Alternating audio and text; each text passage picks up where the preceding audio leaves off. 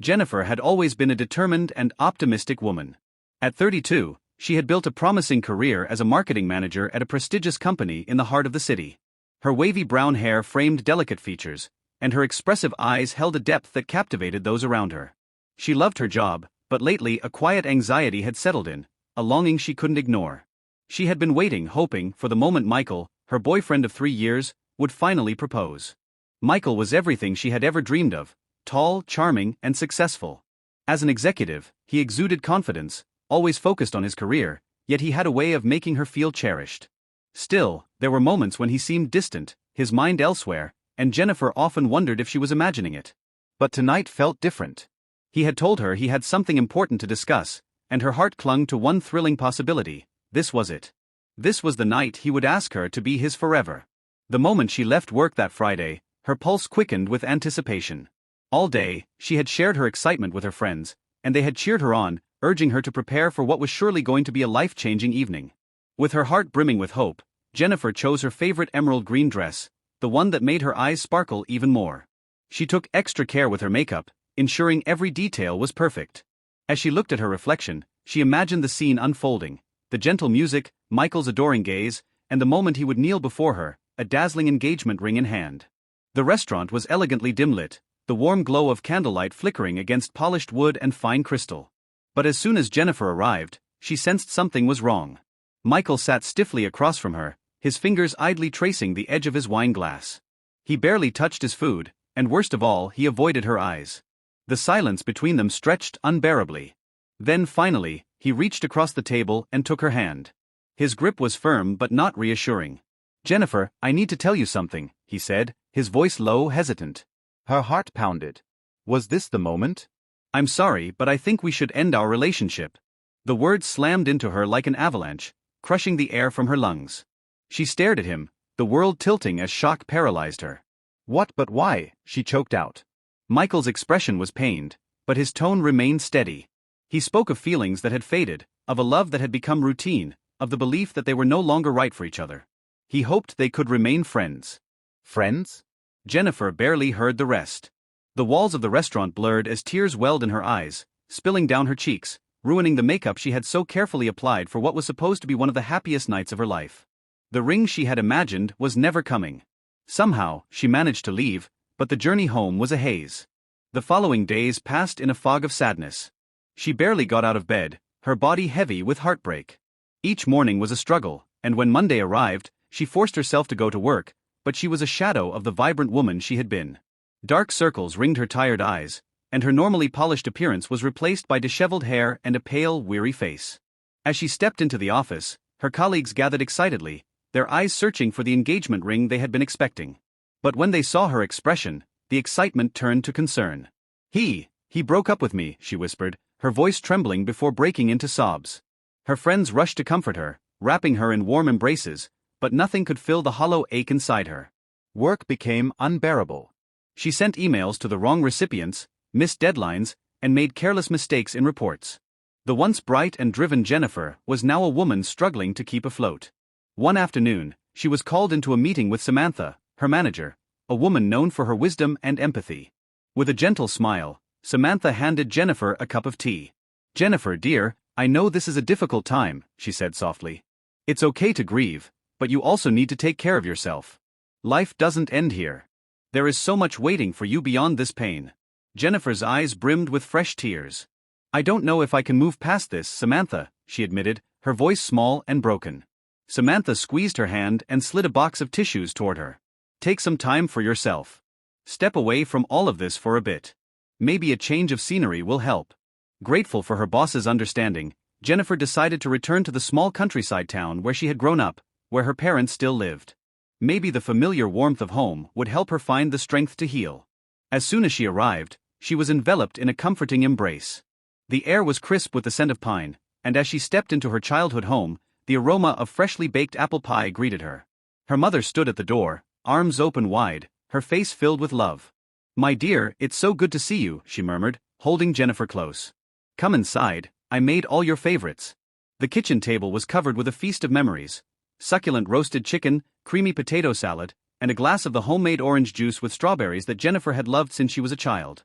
Look, Jennifer, her mother said, placing a generous slice of warm pie in front of her. Your father picked these apples this morning just for you. For the first time in days, Jennifer felt a small flicker of warmth inside her. Maybe, just maybe, she would be okay. The love and warmth of her parents, along with the familiar taste of home-cooked food, brought Jennifer a small but much-needed sense of comfort. The rich flavors of her mother's apple pie, the tenderness in her father's voice as he asked about her life in the city, these simple things wrapped around her wounded heart like a soothing balm. After lunch, needing fresh air and time to clear her thoughts, Jennifer decided to take a walk through town. The cobblestone streets of her childhood seemed frozen in time, untouched by the years that had passed. As she strolled past the old storefronts, she smiled softly, recognizing each one. The tiny bookshop where she had spent countless hours, the quaint cafe that still displayed the same handmade pastries in the window, the florist that always smelled of fresh roses and lavender. In the town square, nothing had changed. The white-painted bandstand stood proudly in the center, its wooden benches still a gathering place for neighbors exchanging stories. Elderly men sat on the sidewalks, their laughter mingling with the playful shouts of children running beneath the shade of century-old trees. The air carried a sweet aroma of blooming flowers and warm bread drifting from the bakery at the corner. As Jennifer wandered through the familiar streets, a wave of nostalgia washed over her. She paused outside the little ice cream shop she used to visit after school. The memories were vivid: hot summer days, sticky fingers covered in melted chocolate, laughter shared with friends. It was strange how a place could hold so many echoes of the past. Lost in thought, she was startled by the sound of her own name being called. Turning around, she saw a familiar figure hurrying toward her. It was Natalie, her childhood best friend, someone she hadn't seen in at least 15 years. Natalie's smile was radiant, her hair glistening under the golden afternoon sun. Without hesitation, she threw her arms around Jennifer in an enthusiastic hug. "Jennifer, I can't believe it's really you," she exclaimed, pulling back to look at her. "You look amazing. Life in the big city has treated you well." Jennifer blushed at the compliment, feeling a little self-conscious. Before she could respond, Natalie continued, her voice bubbling with excitement. "Guess what? I'm getting married tomorrow." Jennifer's eyes widened in surprise. "Tomorrow?" "Yes. It'll be at my parents' farm. The whole town is coming, and you have to be there. It'll be just like old times, seeing all our school friends again." For a moment, Jennifer hesitated, searching for an excuse. "Oh, Natalie, I didn't bring anything suitable for a wedding." Natalie laughed, waving a dismissive hand. "Don't be ridiculous. You know how country weddings are, no need for anything fancy. The important thing is that you come." Seeing the excitement in her friend's eyes, Jennifer found herself agreeing. Maybe a celebration, surrounded by familiar faces, would be a good distraction. Anything to stop thinking about Michael, if only for a little while. The next morning, as she got ready for the wedding, she noticed her mother's unusual behavior. Several times, her mother lingered near the door as if wanting to say something but hesitating. Finally, she spoke. "Are you really going to Natalie's wedding, dear?" Jennifer, distracted as she fastened a delicate pair of earrings, replied absent-mindedly, "Yes, Mom. I think it'll be good for me to get out for a while." Her mother hesitated again, her fingers twisting the edge of her apron. "Well, it's just that the groom." She trailed off, shaking her head. "Never mind. Have fun, sweetheart." Jennifer turned to look at her mother, puzzled by her odd behavior, but there was no time to dwell on it. She was already running late. When she arrived at Natalie's parents' farm, she was taken aback by its breathtaking beauty. The ceremony was set in a sprawling garden overlooking rolling fields, the golden sunlight casting a dreamlike glow over the landscape. Rows of white chairs were arranged in a semicircle, decorated with soft ribbons and wildflowers. A wooden arch, intertwined with white and pink roses, marked the altar where the vows would soon be exchanged. As Jennifer moved through the crowd, she recognized familiar faces, old classmates, neighbors who had watched her grow up. She took a seat beside an old schoolmate, and soon, they were reminiscing, exchanging stories of childhood mischief and youthful dreams. For the first time in weeks, she found herself laughing, a lightness returning to her heart. The music started, signaling the beginning of the ceremony. Like the other guests, Jennifer turned her attention to the groom's entrance. He stood at the front, his back to the crowd, engaged in quiet conversation with the officiant. He was tall, broad-shouldered, exuding quiet confidence in an elegant gray suit. Then, he turned. Jennifer felt as if the air had been knocked from her lungs. There, standing before her, was Brandon, her first love. A rush of memories flooded her mind with such force that she momentarily forgot how to breathe. Brandon. The boy she had loved with all her heart. The one who had once made her feel like the most cherished girl in the world. They had been inseparable in high school, their love young and wild, filled with whispered promises and endless dreams. He had been kind, funny, and fiercely loyal. He had loved her with a depth that had both thrilled and frightened her. Their relationship had only ended because Jennifer had chosen to leave, to chase her ambitions in a city far from here. She had believed it was the right thing to do, but Brandon had been devastated. For months, he had tried to change her mind, calling her late at night, sending her gifts, writing her letters filled with heartfelt words that pleaded for another chance. Jennifer had never forgotten the way her heart had ached each time she read them. She had loved him, maybe she had even loved him still, but she had convinced herself that leaving was necessary. She had been determined to forge her own path, afraid that staying would mean sacrificing her future. And now, all these years later, he was standing before her again. But this time, he was the groom. The last echoes of the wedding bells faded into the soft hum of laughter and celebration. As Jennifer sat among the guests, her gaze remained fixed on Brandon and Natalie. She watched the way he looked at his bride, the warmth in his eyes, the way his fingers brushed against hers with effortless intimacy. There was no doubt in her mind. This was love deep and true, built over years of companionship and shared dreams. The whispers around her told a story she had not expected. Brandon and Natalie had already built a life together. They had 3 children, a home filled with warmth, and a love that had stood the test of time. This wedding was not the beginning of their story but rather a confirmation of what had long been established, a promise, sealed in the presence of those who cared for them. Jennifer's heart clenched, but not with jealousy or regret. Instead, something shifted inside her, like the final piece of a puzzle falling into place. She thought back to the boy Brandon had once been, the one who had loved her with all his heart, who had pleaded for her to stay. And she thought of the pain she had caused him when she walked away, chasing a future she believed she needed.